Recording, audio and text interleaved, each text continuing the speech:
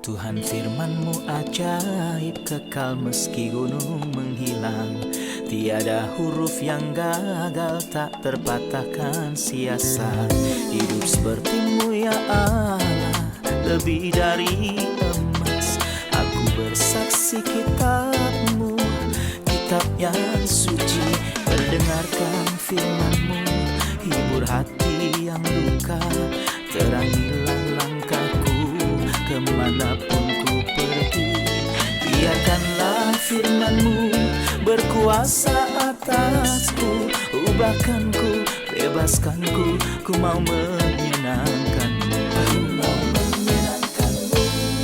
Salam jumpa pemirsa terkasih, saya menyambut Anda sekalian dimanapun Anda berada dalam episode yang terbaru program studi harian kita Semua Kitab Suci.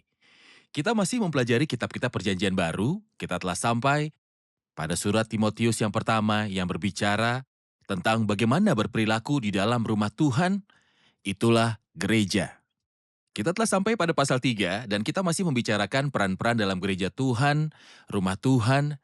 Kita telah membicarakan di episode sebelumnya tentang pekerjaan dari para pengawas dan belajar bahwa menjadi seorang penilik bukanlah pekerjaan yang bisa dilakukan oleh siapapun, melainkan sebuah peran pastoral dalam gereja Tuhan yang terdiri dari satu orang ataupun beberapa orang. Dan juga ada kata-kata pengawas yang memiliki arti yang sama dengan penatua, pendeta, atau uskup. Kita mengetahui bahwa semua nama ini berasal dari satu orang yang melakukan peran administratif dan pastoral di dalam gereja Tuhan. Hari ini kita akan berdiskusi tentang peran lain yang disebut dengan diaken. Siapakah diaken? Siapakah diaken yang diajarkan di dalam firman Tuhan? Dan untuk memulai membahasnya, izinkan saya untuk menyambut tamu kehormatan yang telah hadir di studio, para hamba Tuhan yang saya hormati, Saudara Faiz Fuad dan Saudara Ishak Elia. Selamat datang para hamba Tuhan. Terima kasih. Kami juga menyambut hadirin yang telah hadir di studio. Selamat datang semuanya, Tuhan memberkati. Pemirsa terkasih, kita akan segera memulai pembelajaran sesaat lagi.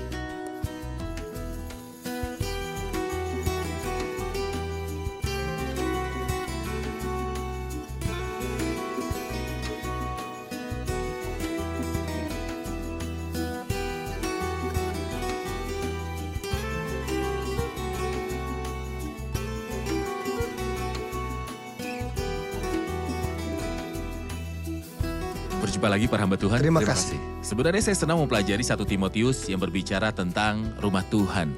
Seperti Anda ketahui, kita pada episode sebelumnya telah membahas pekerjaan pengawas. Dan hari ini kita akan membahas pekerjaan diaken. Saudara Faiz, sebelum saya membaca ayat 8-16, saya ingin tahu dari Anda, siapakah diaken menurut firman Tuhan? Kata diaken berarti hamba meja. Dalam bahasa Yunani itu adalah diakonos, yang artinya orang yang mengawasi penataan meja.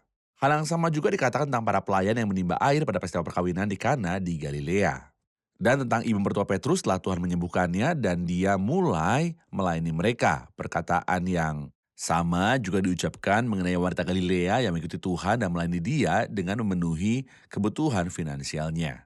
Hal yang sama juga dikatakan mengenai Febe, seorang pelayan gereja di Kenkrea yang pelayanannya berhubungan dengan masalah finansial. Dari sini kita dapat memahami bahwa diaken adalah seorang yang bertanggung jawab dalam mengelola keuangan atau masalah materialistis di dalam gereja. Dan ada beberapa atribut pribadi dan spiritual yang harus ada di dalam mereka yang menjalankan peran seorang diaken. Kapan referensi mengenai pekerjaan diaken dimulai? Misalnya dalam kitab Kisah Para Rasul? Pertama kali ada di kitab Kisah Para Rasul pasal 6 ketika 12 murid memilih 7 orang untuk melayani meja. Tidak dikatakan bahwa mereka secara harafiah adalah diaken. Namun mereka dikatakan dipilih untuk melayani meja ketika keluhan dari kaum Helenis muncul terhadap orang-orang Ibrani karena janda-janda mereka diabaikan dalam bagian nafkah sehari-hari. Karena keluhan ini, maka ke-12 murid berkata, kami tidak merasa puas karena kami melalaikan firman Allah untuk melayani meja. Maka mereka memutuskan untuk memilih 7 pria dengan moral yang sangat baik untuk mengemban tugas melayani meja dan juga untuk memenuhi kebutuhan para janda baik orang Ibrani maupun dari kaum Helenis. Jadi pelayanan diakonia pada dasarnya tidak berhubungan dengan ibadah, tetapi pelayanan meja. Itulah pelayanan keuangan yang ada dalam gereja Tuhan. Itu adalah memenuhi kebutuhan materi dan keuangan orang-orang beriman yang saleh. Namun ibadah dan pujian menyangkut semua umat Tuhan. Ya. Baik. Saudara Ishak, izinkan saya membaca beberapa ayat, mulai dari ayat 8. Demikian juga diaken-diaken, haruslah orang terhormat, janganlah bercabang lidah, jangan penggemar anggur, jangan serakah, melainkan orang yang memelihara rahasia iman dalam hati nurani yang suci.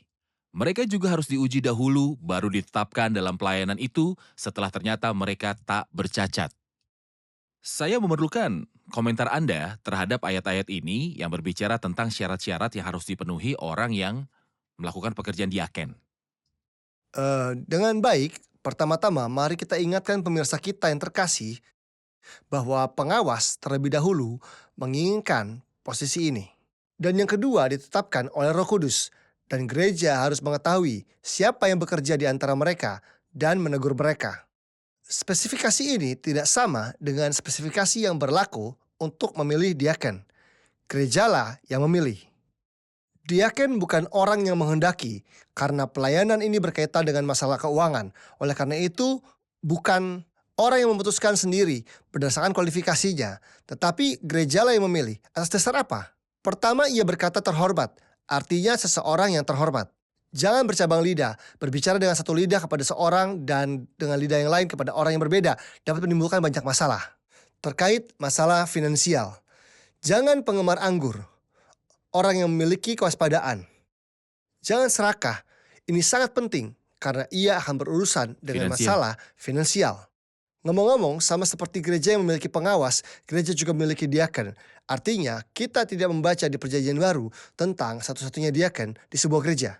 Seperti yang Saudara Faya sebutkan dalam kitab Kisah Para Rasul pasal 6, ada 7 orang yang terpilih.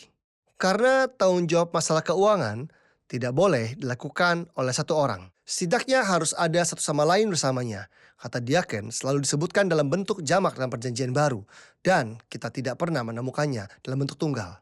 Kemudian ia berkata, melainkan orang yang memelihara rahasia iman dalam hati nurani yang suci. Misteri berarti sesuatu yang tersembunyi dan kemudian terungkap. Iman merupakan anugerah Tuhan yang dialami seseorang dalam batinnya dan tampak nyata dalam kehidupannya. Salah satu penampakannya adalah seseorang memiliki hati nurani yang bersih dan motivasi yang murni. Mereka juga harus diuji dahulu, baru ditetapkan dalam pelayanan itu setelah ternyata mereka tak bercacat. Diuji dulu bukan berarti harus melewati masa percobaan, tapi memang harus diperiksa dengan baik sebelum dipilih. Seperti yang saya katakan sebelumnya, hal ini bukanlah hal yang diinginkan seseorang. Untuk menjadi diaken, gerejalah yang memilih. Sebelum saya menyimpulkan catatan ini, saya ingin mengatakan bahwa kita harus mempertimbangkan bahwa pelayanan ini tidak kalah dengan pelayanan pengawas. Dalam agama Kristen tidak ada pelayanan yang lebih rendah atau lebih tinggi. Seperti yang telah kita dengar, banyak yang dikatakan bahwa mereka adalah diaken di banyak tempat dalam Perjanjian Baru. Salah satu hamba Tuhan berkata bahwa Tuhan Yesus Kristus menggambarkan dirinya dengan kata ini ketika dia berkata, "Tetapi aku ada di tengah-tengah kamu sebagai pelayan." Kata diakonos sama artinya dengan Tuhan Yesus sendiri yang melayani para murid dengan segala macam pelayanan. Dan buktinya dia mengatur makanan mereka berkali-kali. Dan dialah yang memberi rezeki kepada mereka. Dan untuk mengatur pengeluaran mereka dan bahkan pajak mereka. Jadi pelayanan diaken adalah suatu pelayanan yang terhormat. Dr. Faiz, saya ingin bertanya kepada Anda tentang ungkapan mereka juga harus diuji dahulu. Tes macam apa itu? Memang seharusnya berkaitan dengan masalah keuangan. Apakah mereka akan diuji di bidang akuntansi atau semacamnya? Jadi artinya yang mengelola keuangan gereja tidak boleh yang baru saja berpindah agama, yang segera bergabung dengan gereja meskipun dia adalah seorang akuntan atau seorang yang mempunyai pengalaman di bidang keuangan. Karena masalah ini tidak ada hubungannya dengan pengalamannya dalam kehidupan Yudas adalah praktikal. seorang akuntan berpengalaman. Bukan ada gelarnya juga. Yudas adalah seorang akuntan berpengalaman. Dia sangat Tetapi dia pandai dulu dalam bidang bekerja akuntansi. untuk dirinya sendiri. Diakon haruslah orang percaya yang sudah lama menjalin persekutuan dengan orang-orang kudus di gereja lokal. Agar sifat-sifat pribadinya diketahui oleh semua orang. Selain itu, hubungan kekeluargaannya bersama dengan istri dan anak-anaknya hendaknya diketahui. Sehingga kapanpun ada kebutuhan seseorang untuk mengelola masalah keuangan dan orang-orang akan mencalonkannya, dia akan disetujui untuk mengambil tanggung jawab ini. Baik, kita rehat sejenak dan kembali untuk melanjutkan studi. Pemirsa terkasih, kami akan segera kembali setelah rehat. Misteri dalam Alkitab berarti suatu yang tersembunyi dan kini telah terungkap dengan jelas. Misteri iman adalah seperangkat kebenaran Kristiani yang kini telah menjadi jelas dan diberitakan melalui wafat dan kebangkitan Kristus, kemuliaan baginya. Segala kebenaran yang berkaitan dengan kedudukan surgawi, umat Kristiani yang pertama kali diungkapkan kepada Maria Magdalena. Dan semua kebenaran Kristiani yang menakjubkan yang didasarkan pada Kristus yang telah dimuliakan duduk di sebelah kanan yang mulia di tempat tinggi. Dan kebenaran mulia yang dipercayakan kepada Rasul Paulus mengenai gereja dan kesatuannya sebagai satu tubuh dengan Kristus, kepalanya yang dimuliakan di surga, dan martabatnya yang dimuliakan sebagai mempelai Kristus, bersamaan dengan kebenaran besar tentang pengharapan kedatangan Tuhan dari surga untuk mengangkat orang-orang percaya. Semua kebenaran ini dan kebenaran lainnya membentuk misteri iman, seperti yang dikatakan Rasul Paulus dalam pidatonya tentang salah satu kebenaran ini. Sesungguhnya aku menyatakan kepadamu suatu rahasia, itu adalah rahasia, tetapi ia telah mengungkapkannya kepada mereka. Seperti halnya dengan semua misteri gereja yang kini diungkapkan oleh Roh Kudus kepada semua orang percaya. Kami telah kembali pemirsa terkasih untuk melanjutkan pembelajaran kita dalam 1 Timotius pasal 3 tentang pekerjaan seorang diaken. Sekarang kita akan menerima pertanyaan dari hadirin. Silakan. Ayat 11, demikian pula istri-istri hendaknya orang terhormat, jangan pemfitnah, hendaknya dapat menahan diri dan dapat dipercayai dalam segala hal. Istri manakah yang dia maksud dengan kata-kata ini? Apakah mereka ada hubungannya dengan diaken yang disebutkan dalam ayat sebelumnya? Mohon beritahu kami tentang kategori dari wanita ini. Dan siapa mereka? Sebenarnya konteksnya jelas. Alkitab mengatakan istri mereka. Dan saya pikir yang dia maksud adalah istri para pengawas dan diaken. Tentu saja baik jika semua wanita yang percaya memiliki sifat-sifat baik ini. Orang terhormat, jangan memfitnah. Artinya mereka tidak menyampaikan fitnah, hendaklah dapat menahan diri dan dapat dipercayai dalam segala hal. Namun, istri dari pengawas atau diaken harus memiliki sifat-sifat ini. Mengapa? Karena istri pengawas mungkin tidak sengaja mengetahui beberapa masalah pengawasan dalam gereja Tuhan. Jika saudari ini tidak cukup bermartabat dan terhormat untuk menyimpan rahasia dengan suaminya, dia mungkin menimbulkan masalah. Hal lainnya, Jadi karena suaminya akan campur tangan dalam penyelesaian masalah keluarga, maka Tepat. dia akan mengetahui rahasia keluarga. Dan Tepat. akibatnya dia akan mengetahuinya. dia adalah mungkin rekannya. secara tidak sengaja mengetahui kesalahan Benar? dari beberapa orang beriman yang tidak boleh diberitahukan kepadanya oleh suaminya. Hal lainnya adalah jangan pemfitnah. Ini sangat penting. Istri para pengawas dan istri diaken tidak seharusnya menyampaikan pembicaraan fitnah terhadap orang lain. Hendaklah dapat menahan diri. Seperti halnya pengawas yang harus berpikiran jernih dan sadar akan segala hal dan dapat dipercayai dalam segala hal. Ini sangat penting bagi diaken karena mereka mendapat informasi tentang situasi keuangan keluarga. Jadi, jika seorang saudari ingin menyampaikan hal seperti itu kepada suaminya yang adalah diaken, dia harus jujur dan objektif dalam melaporkan kebutuhan keuangan saudari lainnya tanpa berlebihan dalam menyebutkan rinciannya. Sehingga keadaan keuangan keluarga ini dapat diketahui oleh seluruh gereja. Saya juga mengacu pada apa yang saudara Faiz sebutkan tentang seorang bernama Febe, pelayan gereja di Kenkrea, yang pelayanannya sebagai diaken berkaitan dengan masalah keuangan dan pelayanan meja di sana. Bahkan terkadang ada pelayanan yang tidak cocok untuk siapapun kecuali para saudari. Oke, ini adalah peran terhormat bagi para wanita di gereja Tuhan. Tepat. Oke, kita akan menerima pertanyaan dari hadirin. Salah satu sifat diaken adalah melainkan orang yang memelihara rahasia iman dalam hati nuraninya yang suci. Atribut ini tidak disebutkan sebagai syarat pengawas. Apa alasannya? Oke, ia mengatakan bahwa seorang diaken harus memegang misteri iman, tetapi ia tidak mengatakan hal ini tentang pengawas. Dia berkata bahwa pengawas harus mampu mengajar, artinya mengetahui kebenaran doktrin dengan baik dan dapat menyampaikannya kapan saja. Jadi apakah dia punya karunia mengajar atau tidak, dia harus mengetahui kebenaran doktrinal dan dapat menyajikannya dalam sesi apapun. Jadi ketika dia mengatakan bahwa diaken harus memiliki misteri iman, yang dia maksud adalah doktrin yang benar. Arti misteri iman semua kebenaran Kristen yang merupakan misteri dalam perjanjian lama dan terungkap di dalam perjanjian baru. Misteri iman berarti doktrin yang benar, namun doktrin yang benar saja tidak cukup, tetapi harus ada hati nurani yang bersih. Yang berarti keadaan moral yang benar di hadapan Tuhan dan manusia. Jadi misteri iman berarti doktrin yang benar. Dan hati nurani yang bersih berarti keadaan moral yang benar dan keduanya penting baik bagi pengawas maupun bagi diaken. Oke, saya butuh komentar Anda Dr. Fayez tentang hubungan antara diaken dan keluarganya. Ayat 12 mengatakan, diaken haruslah suami dari satu istri dan mengurus anak-anaknya dan keluarganya dengan baik. Mohon beritahu kami tentang hubungan kekeluargaan dari para diaken. Demikian pula seorang pengawas harus mempunyai sifat-sifat akhlak yang dibuktikan dalam hubungannya dengan keluarganya, seperti bermartabat dan mengetahui cara mengatur rumah tangganya dengan baik. Hal yang sama berlaku untuk diaken yang akan mengatur masalah keuangan.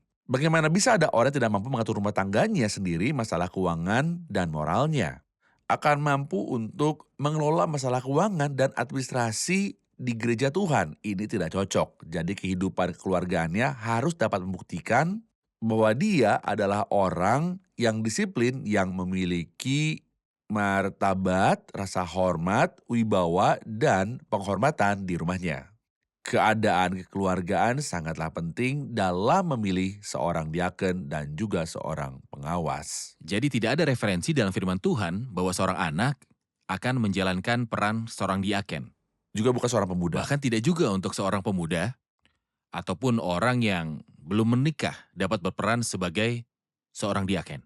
Peran diaken berkaitan dengan urusan keuangan dalam gereja Tuhan berdasarkan ajaran Alkitab dalam 1 Timotius pasal 3, dan kita tidak boleh menyimpang di dalam kerangka ini, kerangka yang ada dalam firman Tuhan. Izinkan saya membaca Kisah Para Rasul pasal yang ke-6 ketika mereka ingin memilih 7 diaken. Ke-12 murid mengucapkan kata-kata ini, karena itu saudara-saudara pilihlah 7 orang dari di antaramu yang terkenal baik dan yang penuh roh dan hikmat supaya kami mengangkat mereka untuk tugas itu. Salah satunya adalah Stefanus yang penuh dengan Roh Kudus.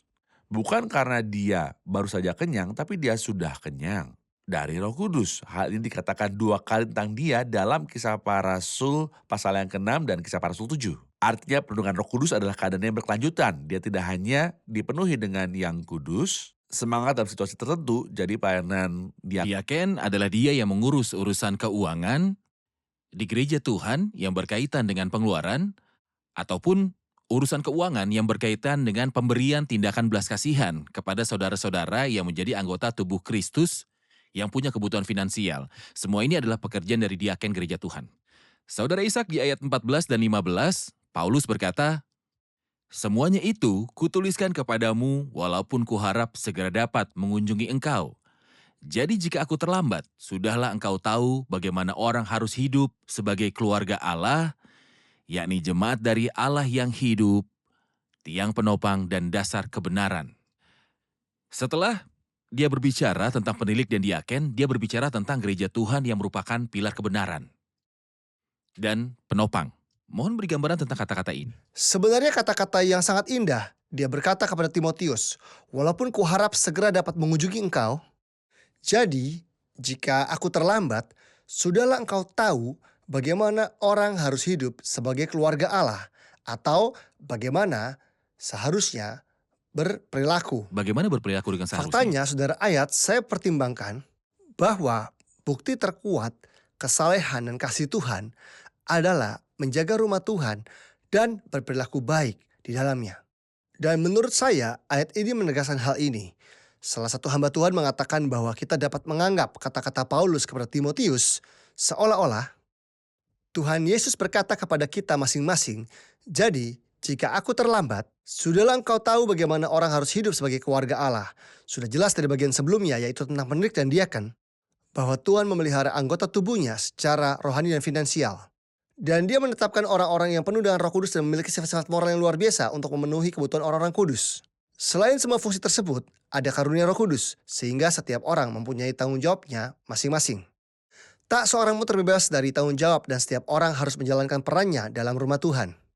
Rumah Tuhan adalah gereja dari Tuhan yang hidup, sebuah gereja yang dikaitkan dengan Allah yang hidup.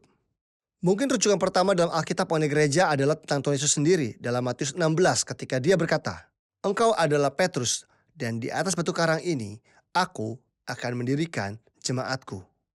Dan alam maut tidak akan menguasainya." Jadi gereja tidak dikaitkan dengan orang tertentu. Bahkan Paulus yang mendirikan banyak gereja, tidak ada satupun gereja yang mengaitkan namanya. Ini adalah gereja orang hidup. Tuhan yang kekal karena pemilihan gereja adalah kekal. Tiang penopang dan dasar kebenaran adalah ungkapan yang sangat indah. Di gedung manapun, terdapat fondasi dan juga pilar.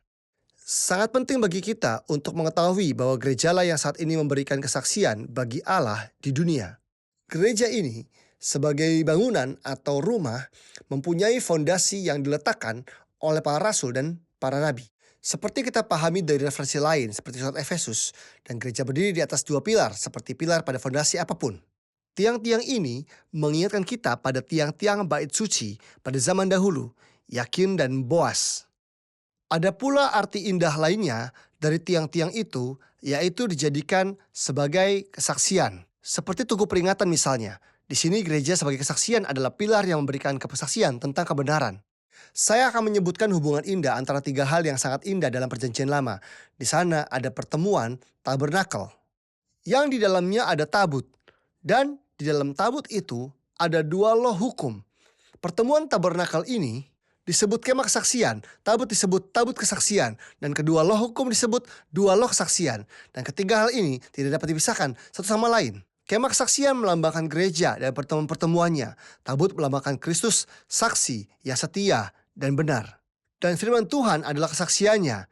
Jadi gerejalah yang memberikan kesaksian kepada dunia saat ini. Gereja bukanlah sumber doktrinnya, tetapi gereja memuat kesaksian dan menyampaikannya kepada dunia. Artinya ia menyampaikan Kristus dan firman Tuhan kepada dunia. Izinkan saya memperjelas sesuatu agar jelas bagi pemirsa kami, yaitu bahwa gereja Tuhan memiliki guru. Ya, Guru adalah salah satu anugerah yang diberikan kepada gereja dari Tuhan. Guru-guru ini melalui karunia yang diberikan kepada mereka bertanggung jawab untuk mengajar anggota gereja. Jadi gereja tidak mengajarkan doktrinnya sendiri, melainkan diajar oleh guru-guru yang Tuhan telah tetapkan untuk mengajar dalam itu gereja. diajarkan dari Kristus secara pribadi melalui para guru seperti Karunia yang dapat Kristus kita pada pahami gereja. dari Efesus 4 dan referensi lainnya. Bagaimanapun, gerejalah yang memberikan kesaksian kepada dunia ini, dan inilah nilai gereja. Di mana kesaksian Tuhan di dunia saat ini, dengan rasa hormat kita sepenuhnya terhadap sistem atau aktivitas spiritual apapun, baik secara individu maupun kolektif, kesaksian tentang Allah di dunia ada di dalam gereja Allah yang hidup. Tidak terlepas dari gereja. Jika secara individu dari gereja, maka Tuhan akan meminta pertanggungjawaban masing-masing menurut perkiraannya Terima sendiri. Sebenarnya saya ingin membahas ayat yang telah diketahui dan terkenal, 1 Timotius 3 ayat 16. Dan sesungguhnya agunglah rahasia ibadah kita, dia yang telah menyatakan dirinya dalam rupa manusia. Tetapi karena kurangnya waktu, kita akan membahas di episode yang selanjutnya. Terima kasih berkati, kita akan rangkum episode ini bersama hadirin studio.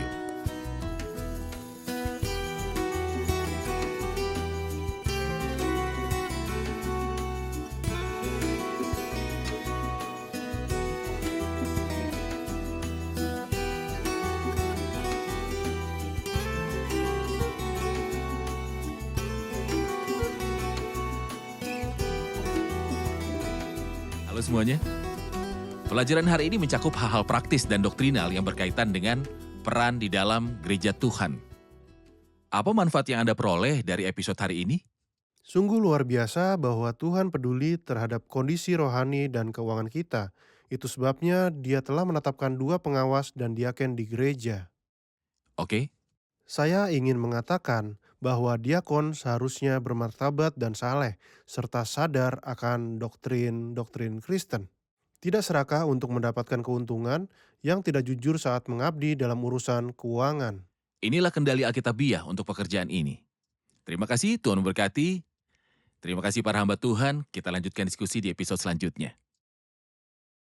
Para pemirsa yang kami kasihi, seperti yang diajarkan firman Tuhan, gereja adalah rumah Tuhan, pilar dan penopang kebenaran.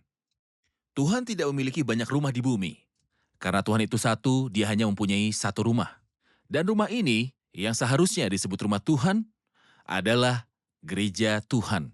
Seperti yang diajarkan firman kepada kita, jadi gereja adalah tiang penopang kebenaran. Dan karena gereja adalah rumah Allah, maka hendaknya kita berperilaku sesuai dengan firman Allah.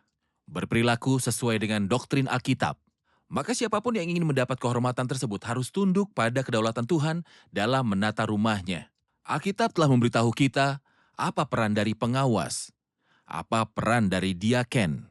Dan kita harus tunduk kepada firman Tuhan sehingga gereja-gereja lokal menjadi seperti yang Tuhan inginkan. Saya mendorong Anda untuk bergabung bersama saya di episode mendatang di mana kita akan berbicara tentang hari-hari terakhir dan kemurtatan yang menyertai hari-hari terakhir. Namun kita akan membicarakan sebelumnya tentang kedatangan Kristus dalam wujud manusia, misteri ketuhanan, Tuhan yang bermanifestasi dalam daging. Mengapa Kristus datang? Bagaimana Tuhan berinkarnasi? Mengapa Dia datang dalam wujud manusia? Dan masuk akalkah kalau Tuhan yang tak terbatas muncul dalam tubuh yang terbatas? Kita akan membicarakan semuanya di episode yang selanjutnya. Kiranya Tuhan besertamu.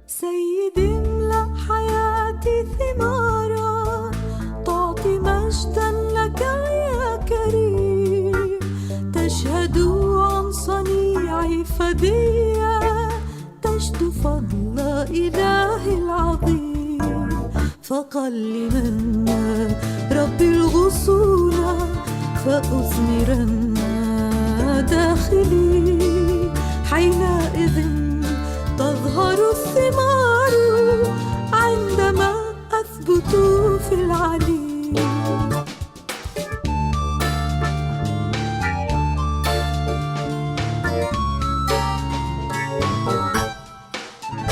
املأن حياتي كروما معطيا ثمرا مستديم جاذبا نحوك الآثمين سرورا عميم فقل منا ربي الغصون فأثمرن داخلي حينئذ تظهر الثمار عندما أثبت في العلي